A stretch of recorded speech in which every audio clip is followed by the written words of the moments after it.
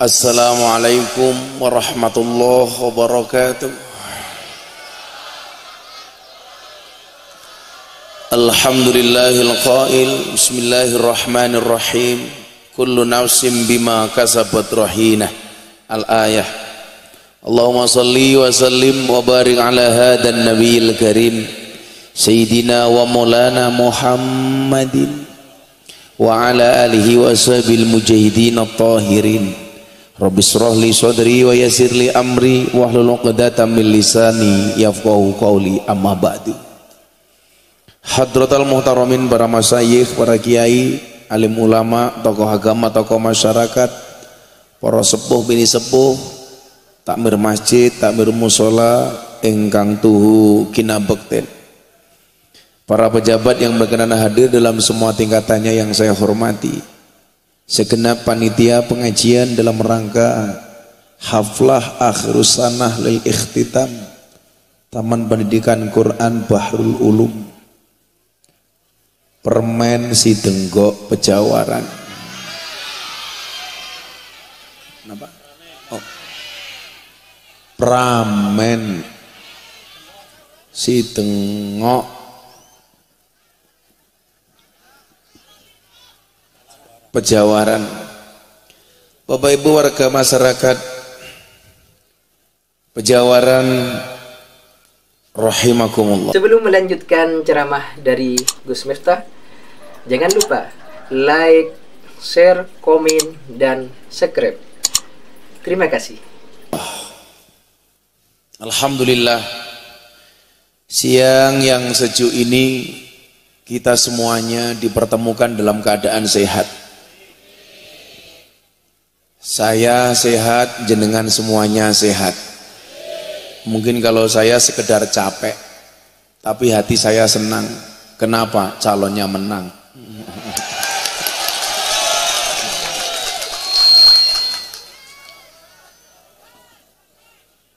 Kullu nafsin bima kasabat rahinah. Allah sampaikan dalam surat Al-Mudaththir, yang artinya setiap orang bertanggung jawab atas apa yang ia lakukannya.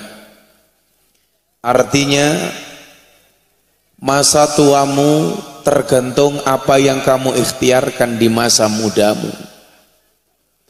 Apa yang kamu dapatkan di masa depan tergantung apa yang kamu tanam sekarang. Itu artinya apa? Jadilah pribadi yang bertanggung jawab. Artinya pribadi yang bertanggung jawab itu apa?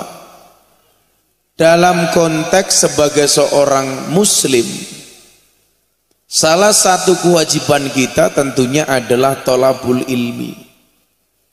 Sehingga masa depan kita ke depan tergantung apa yang kita ikhtiarkan hari ini. Dalam konteks apapun, semuanya bertanggung jawab atas apa yang ia lakukan. Contoh soal pilpres umpamanya, ya namanya orang bertanding itu ya harus siap menang, siap kalah. Jangan mau menang tapi nggak mau kalah. Nah, saya pikir hari ini, kenapa kemarin saya motong sapi 3, Pak? Saya motong sapi 3, satu sapi 1 ton. Saya motong 3 ton sapi. Sapi 1, 2, 3. Dagingnya saya jadikan 1. Itu adalah filosofinya hari ini. Sudah tidak ada 01, 02, 03, tapi yang ada persatuan Indonesia. Saya pengen Indonesia ini kembali baik-baik saja. Sudah pilpres selesai, dan ternyata saya kesana kemari para pendukungnya sudah bisa menerima, calonnya belum. Pendukungnya wis terima, calonnya ora terima, kan goblok, tolol. Nah, dalam konteks menata masa depan disebutkan husnut tadbir nisful ma'isah. Bagus perencanaan itu merupakan setengah dari kehidupan. Itu artinya apa? Masa depan kita besok tergantung apa yang kita rencanakan hari ini.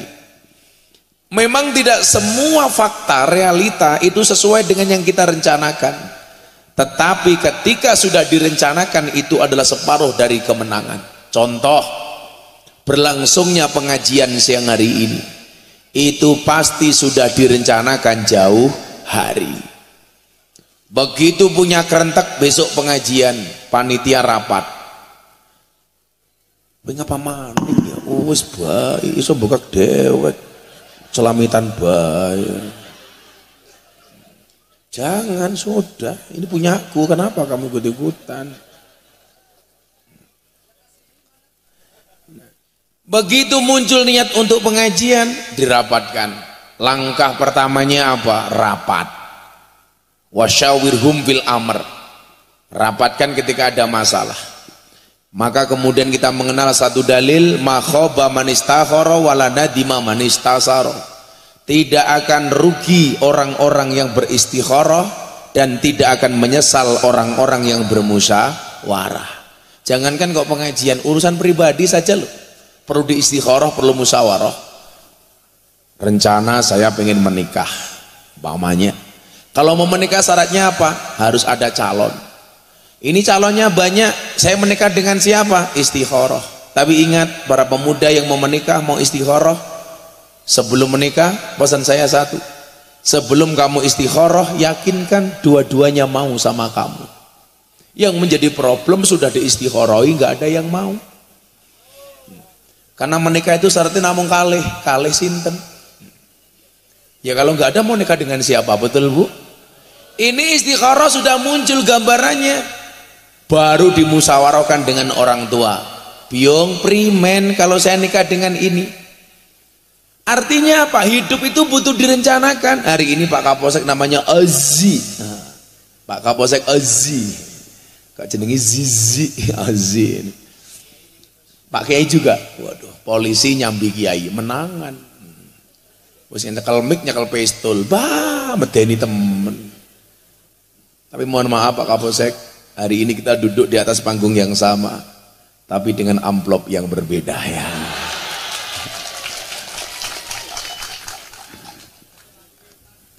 Polisi wis gagah temen nyambi Kiai ya lemu. Ya tapi aja lemu-lemu Pak. Wong lanang matangnya gede ya manuknya cilik.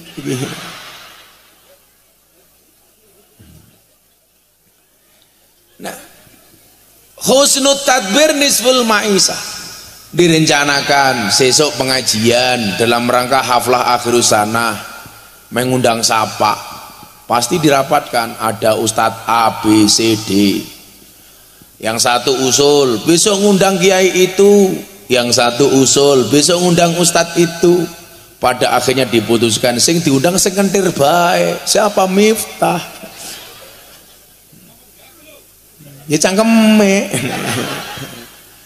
Nah, ini hanya untuk menata sekedar bikin pengajian. Begitu sudah dirapatkan, diputuskan siapa yang diundang, ada yang maju ke depan moto-moto. HP-nya cross bae gaya. Diputuskan mulai apa? Diputuskan tempatnya di mana, acaranya apa. Oh haflah, acaranya di lapangan. Begitu disetujui baru rapat lagi anggaran. Sone pira, panggunge pira, konsumsine pira, kiyaine santai baik ya suke ya. Sangone ya diterima, rasangone ya ora apa-apa. Kan aku sugih. Kan kiyaine prarara. Nah, ini hanya sekedar merencanakan pengajian. Bagaimana kemudian menata hidup, merencanakan kehidupan yang lebih panjang. Menikah ketika konteksnya kita anak, jangan pernah berpikir merencanakan anak itu setelah menikah. Merencanakan punya anak itu jauh sebelum menikah. Sehingga apa? Kualitas calon ibu dan calon bapak ini dipersiapkan. Yang menjadi problem kan itu Pak, sudah menikah bahkan kadang-kadang banyak yang menunda punya anak, betul? Alasannya ekonominya belum mapan, akhirnya kebablasan, bojone ra meteng-meteng. Wong karena anak itu memang rahasianya Allah. Kadang-kadang nikah beneran pasangannya nggak meteng-meteng. Anak SMA di pinggir lapangan jadi. Ada seperti itu Bu, banyak. Akhirnya anaknya namanya Muhammad Ronaldo. Apa hujan lagi ini? Tadi kata panitia kalau hujan pengajian bubar Gus. Oke. Alhamdulillah hujan. Yakinlah hujan ini tanda cinta Allah untuk kita semuanya. Maka yang Anda tetap bertahan berarti Anda dicintai oleh Allah. Yang pulang berarti hanya dicintai oleh Pak Lurah. Lurah saya ngendi? Oh ini lurah. Ya Allah, kumise. Kumise menjijikkan. Disalawatin Ariyah, moga-moga berkah. Shallu ala Nabi Muhammad. Allahumma sholli sholatan. Enggak usah. Sebentar. Sholawat Nariyah itu bagi saya sholawat munajat. Rasanya tabui goblok.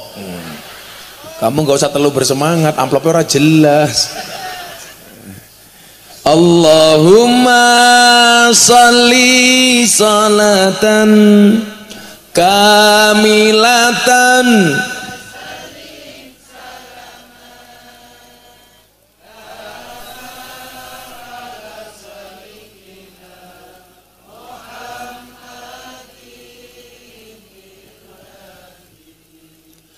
tanhalu bihil qadu wa tanfariju bil kurabu wa tuqada bil hawaiju wa tunalu biraghaibu wa husnul khawatimi wa yustasqal ghamamu biwajil karim wa ala alihi wa sahbihi lam hatiu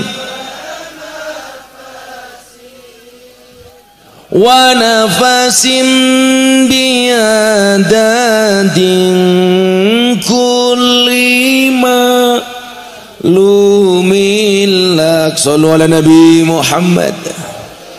Nah, tambah terus ya. Alhamdulillah. Mau lanjut apa bubar? Payungnya keperimen.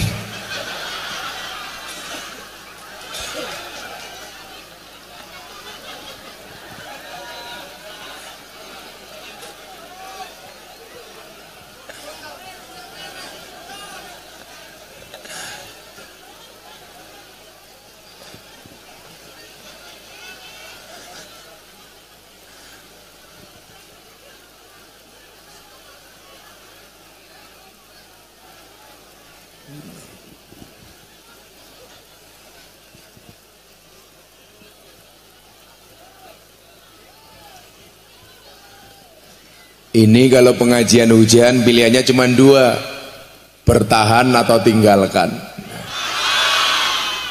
Bertahan? Oke. Saya tahu Anda itu pakai payung bukan karena takut air hujan, tapi takut bedaknya luntur. Kelihatan raine kayak papan karambol, kebek bedak. Sallu ala Nabi Muhammad. Nah, hari ini ketika kita berbicara pendidikan, ini hanya satu faktor dari keberhasilan. Maksud saya apa? Faktor orang sukses itu kan banyak, tidak hanya pendidikan. Makanya kunci sukses itu menurut saya ada 3. Ada berapa Bu? 3. Yang pertama adalah skill, yang kedua adalah mindset, dan yang ketiga adalah attitude. 3 hal ini akan saya sampaikan secara seksama dan dalam tempo yang sesingkat-singkatnya. Yang pertama, kunci sukses itu adalah skill. Skill itu bahasa Indonesianya apa ya? Kemampuan, keterampilan. Dan kabar baiknya adalah semua orang yang lahir di dunia ini diberikan keterampilan masing-masing, betul? Falikulli syai'in maziyah. Semua orang punya kelebihan masing-masing. Bapak-bapak hari ini yang ada di atas panggung, ini dulu pasti masa kecilnya itu mempunyai kecenderungan hobi yang berbeda-beda, sehingga tuanya juga beda-beda. Nih Pak Kiai, dulu mungkin kecilnya senengannya maca Quran, gedene Kiai. Pak Lurah mungkin dulu masa kecilnya seneng mainan tanah, gedenya jadi lurah. Umpamane Pak Tentara dulu mungkin kecilnya sukanya olahraga push up, jadi tentara. Pak Polisi mungkin dulu kecilnya sukanya minta duit.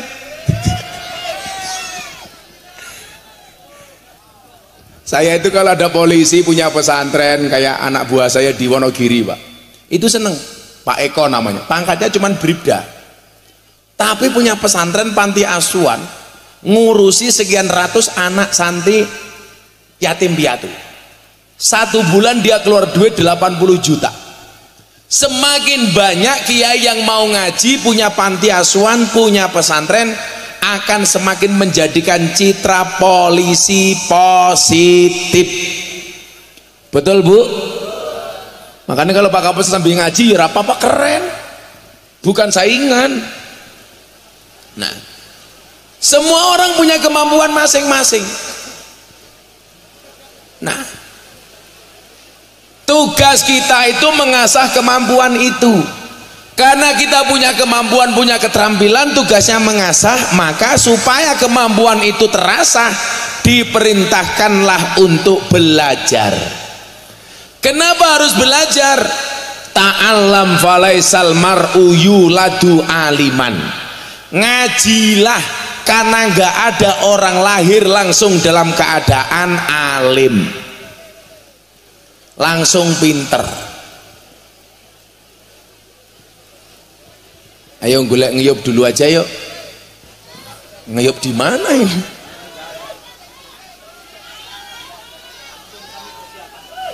Sudah persiapan payung? Ingat, sing mayungi bakal kalah karo sing ngudani. Ya. Coba ayo si kondusu dulu, ditata dulu payungnya, mantrol hujannya. Yang mau beli apa namanya itu, lemek ya, plastik dibeli.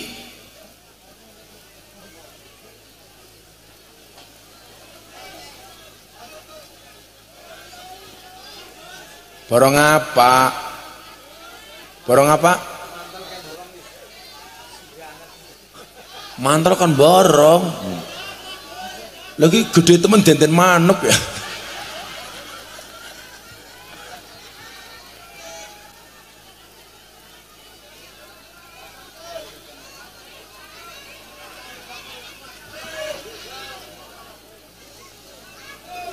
Yang bawa payung di depan duduk.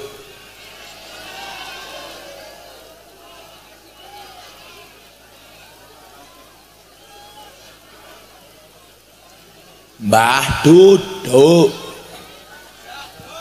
Duduk jagong.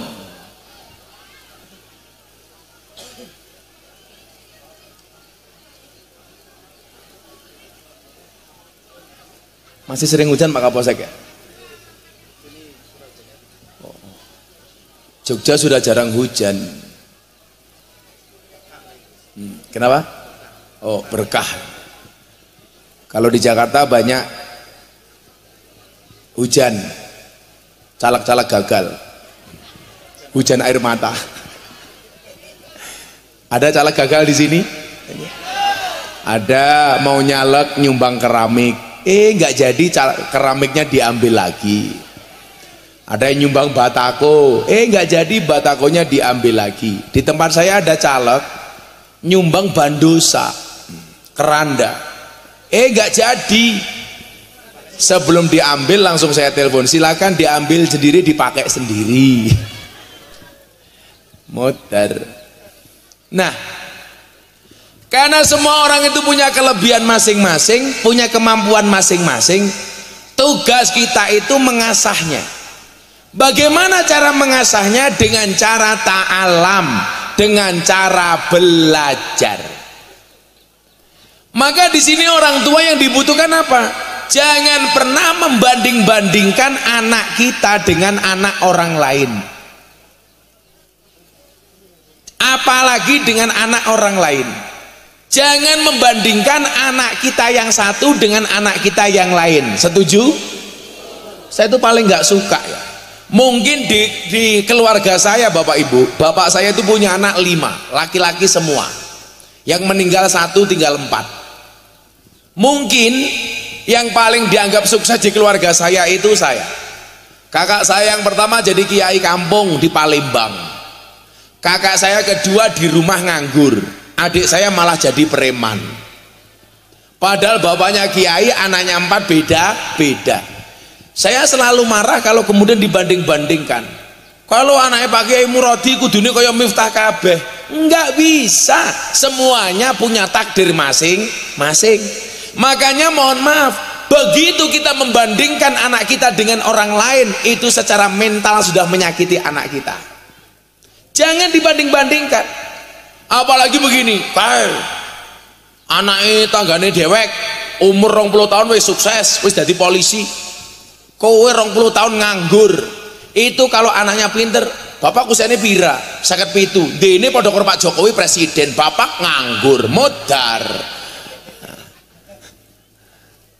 Nah, maka kalau kemudian kalau kita melihat orang sukses, itu jangan dilihat suksesnya, tapi lihatlah prosesnya. Prosesnya ini pasti panjang, karena orang sukses memahami proses, orang gagal banyak protes. Coba dilihat, kita hari ini belajar dari pemilu. Pak Prabowo itu ikut pilpres berapa kali, Bu? 4 kali. 2009 kalah, wakilnya Bu Megawati. 2014 kalah, maju sama Sandiaga Uno. 2014 dulu sama Hatta Rajasa, kalah. 2019 sama Sandiaga Uno, kalah. Baru yang keempat kemudian menang. Tapi lucunya apa? Dulu tak pikir Pak Prabowo itu kalah beberapa kali biasa-biasa saja. Sekarang ada yang baru kalah sekali sudah Mbok ya biasa-biasa saja. Maksud saya apa? Proses ini harus panjang. Contoh, Pak Kapolsek dulu Bintara tahun berapa Pak Kapolsek? Pak Kapolsek itu Pak Ozi jadi Bintara 95-96. Sekarang 2004 baru AKP. Berapa lama prosesnya? Panjang.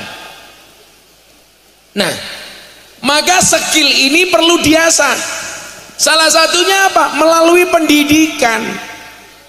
Hebatnya orang Indonesia itu tidak hanya fokus kepada pendidikan umum, tapi juga kepada pendidikan agama.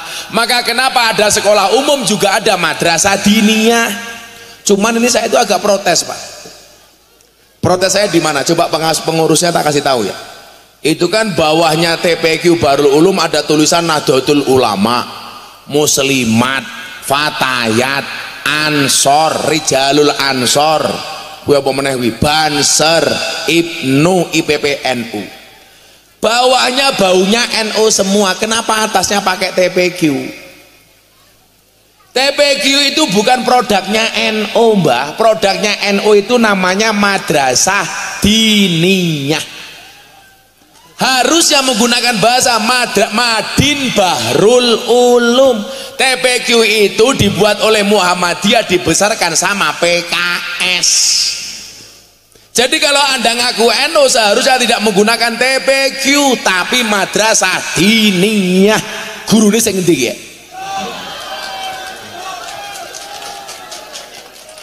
Ngakune NU TPQ. Ya. Saya di mana-mana bilang, Pak. Fastabiqul khairat itu menjadi yang terbaik di posisi masing-masing. Orang Muhammadiyah menjadi yang terbaik dengan Muhammadiyahnya. Orang NU menjadi terbaik di NU-nya. Nggak bisa dibandingkan. Coba fastabiqul khairat. Pak polisi ya terbaik dengan cara SOP-nya sesuai yang diamanatkan. Pak tentara sama. Tapi tugasnya Pak polisi sama tentara ini beda. Walaupun pangkatnya sama, yang satu AKP, satu kapten. Bagaimana fastabiqul khairat menjadi yang terbaik di posisi masing-masing dengan Pak Lurah? Apa maning? Beda. Baiknya Pak Lurah itu di mana? Fastabiqul khairatnya Pak Lurah itu dalam dua hal. Pokoknya dimanapun Lurah menjaga dua hal ini pasti selamat. Apa? Satu, dana desa. Dua, BLT. Selamat.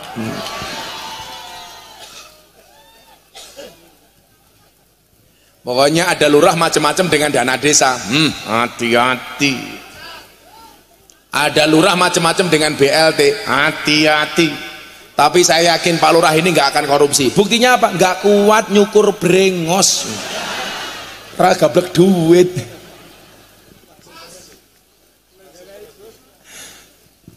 Nah, cara wong NU pendidikan agama dilanggar di masjid, di musola itu, Pak, namanya Madrasah Diniyah. Kenapa ini perlu saya sampaikan? Dalil yang paling masyhur dan viral di kalangan NU itu apa? Al-muhafadzatu alal qadimis sholeh, menjaga tradisi lama yang baik. Kalau dulu zaman saya ngaji dilanggar, saya ini produk langgar, Pak. Awalnya saya bisa ngaji itu bukan langsung di pondok, tapi dilanggar. Makanya ngaji itu boleh dilanggar, sholat boleh dilanggar. Boleh nggak, Bu? Boleh. Yang nggak boleh itu menyuruh orang sholat, itu nggak boleh. Nunggu sholatnya rampung baru disuruh.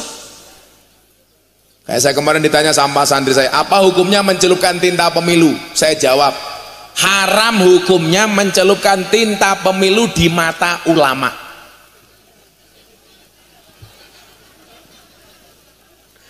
Mencelupkan tinta pemilu di mata ulama hukumnya haram. Sama kayak orang mau lebaran gini biasanya apa Pak Kapolsek mainannya? Petasan. Menyalakan petasan di mata ulama hukumnya haram. Sombledos matane. Muhafadzah alal qadimi sholeh, menjaga tradisi lama. Madrasah Diniyah itu tradisi lama.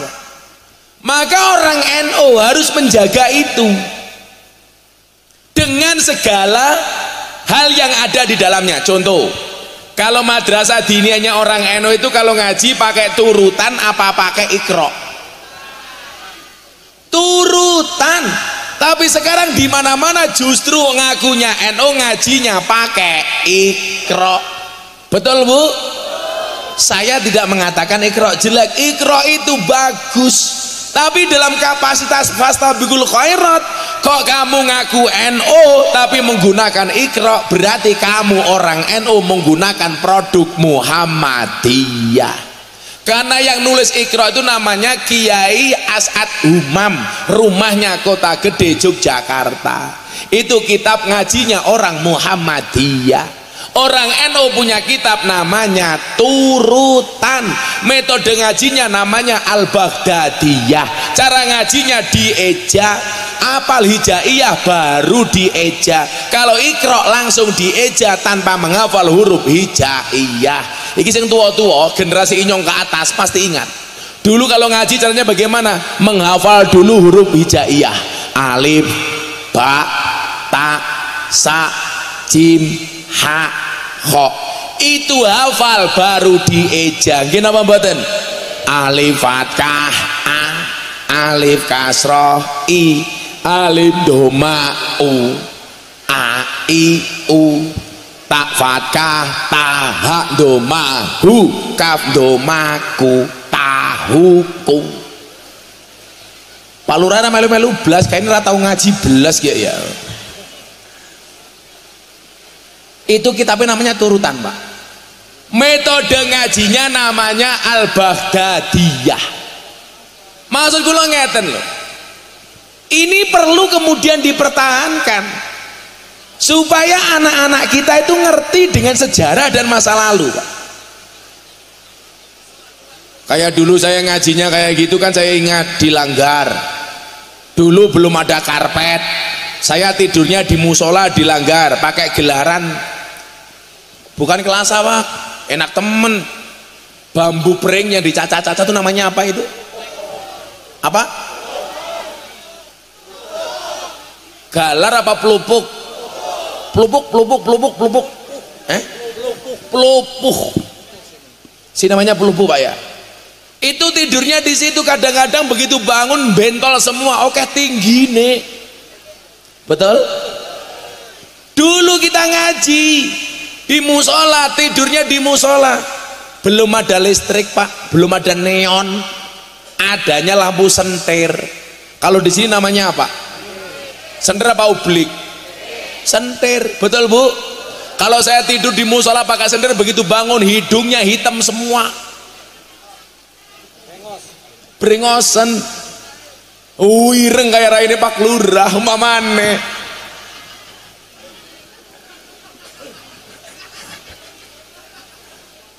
Pak Lurah pekerja keras nganti ireng temen.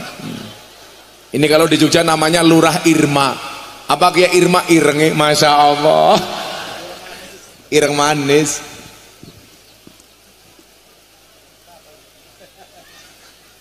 Sesuai adem ya Pak Lurah ya. Ngopi disit. Wilah kopi ini wis adem. Ambune sangit.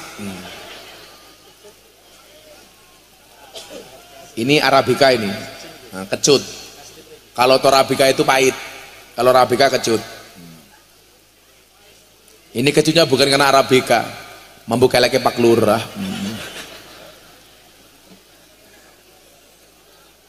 Sallallahu alaihi Nabi Muhammad. Nah, maka kemudian apa? Skill ini harus berbasis kepada pendidikan agama.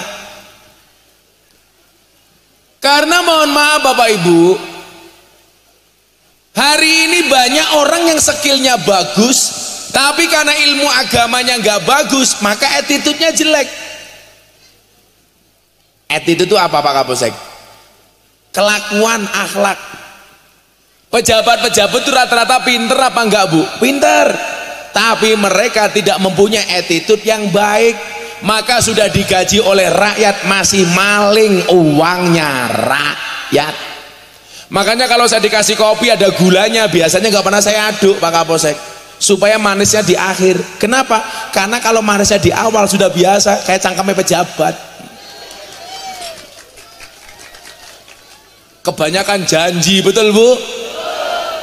Saya kemarin kaget, ada santri saya didatangi, orangnya rapi, kalem, banyak senyum. Saya pikir jodohnya, ternyata caleg. Omongannya halus temen. Nah, maka skill itu harus didukung dengan ilmu agama. Niki nyuwun sewu, kalau anaknya tidur, saya kasih ijazah. Tolong kepalanya ini dipegang. Sini nih, batuknya. Sini. Apa ya? Rasida. Membuka belangkon, buka belangkon histeris, apalagi buka katok. Lah. Malah coba sepil kurang ajar teman. Ya gagah hinyong karo Pak Lurah. Pak Lurah jawab, ora bisa 11-12 cangkem. Semoga Pak Lurah panjang umur. Orang sedunia mati, Pak Lurah hidup sendiri. Sengsara. Ya udah kita doakan Pak Lurah masuk surga pertama kali. Amin. Berangkat sebelum maghrib. Amin. Paling kantun.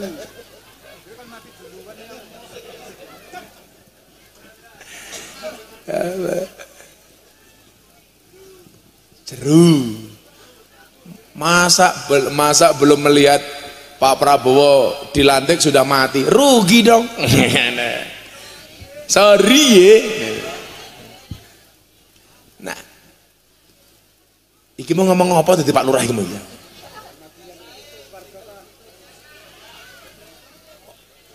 Oh, ijazah. Tak kasih ijazah. Anaknya kalau tidur, ini tolong diingat-ingat. Yang pertama bacakan sholawat. Allahumma sholli ala Sayyidina Muhammad wa ala ali Sayyidina Muhammad.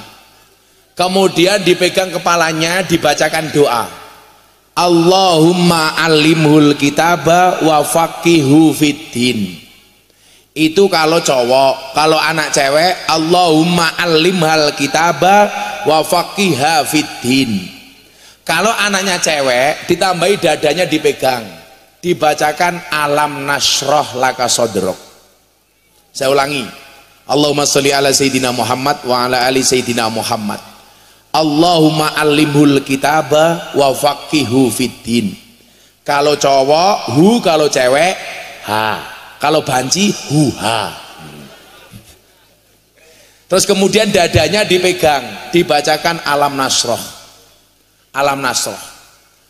Supaya apa? Kalau anakmu cewek, dihindarkan dari perzinaan.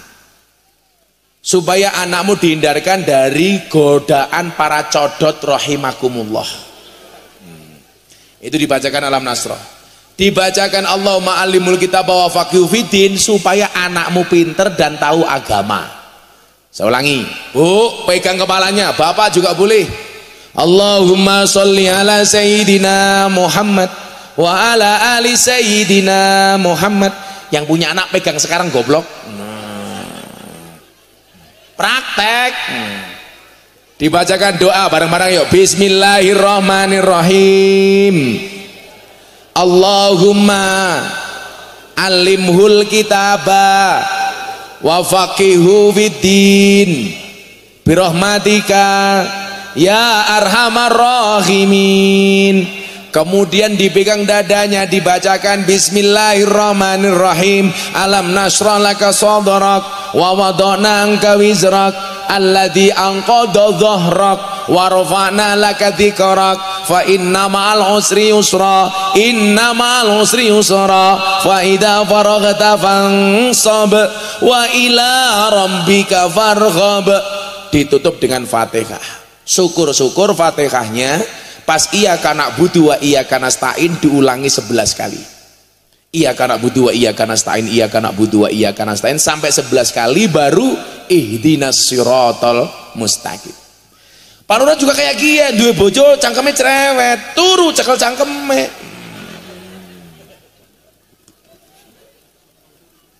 Allahumma sholli ala Sayyidina Muhammad wa ala ali Sayyidina Muhammad. Muga-muga bojone nyong ora cerewet. Al-Fatihah. Sudah di Fatihah masih cerewet ya tambahi Yasin dan tahlilnya.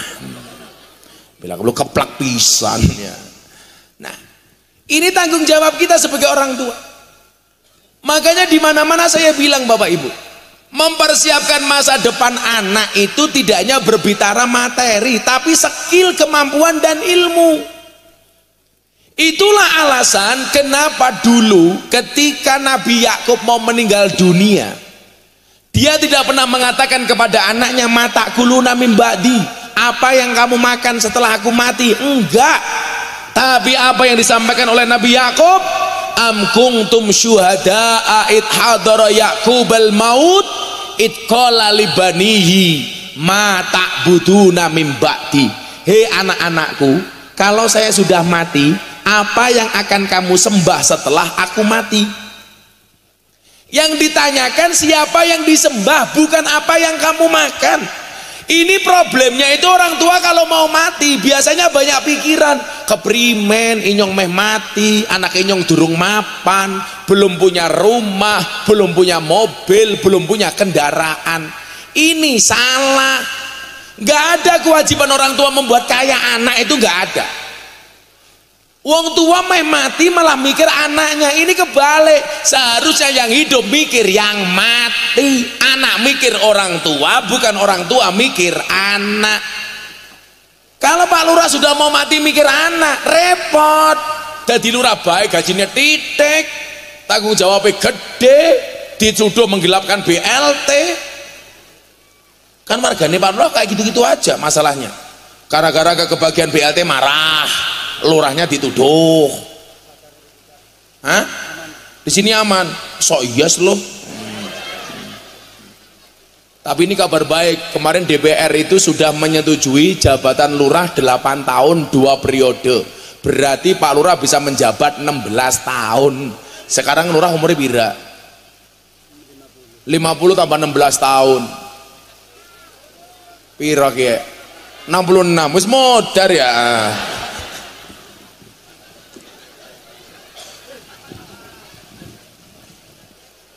Besok lurah mati takoni mun kan akhir. Lurah siapa arane? Kabul Subarkah. Jenenge apik temen ya. Oh, Kabul itu artinya mandi. Su itu artinya apik, berkah ya barokah. Tapi mohon maaf wajahmu tidak seindah namamu.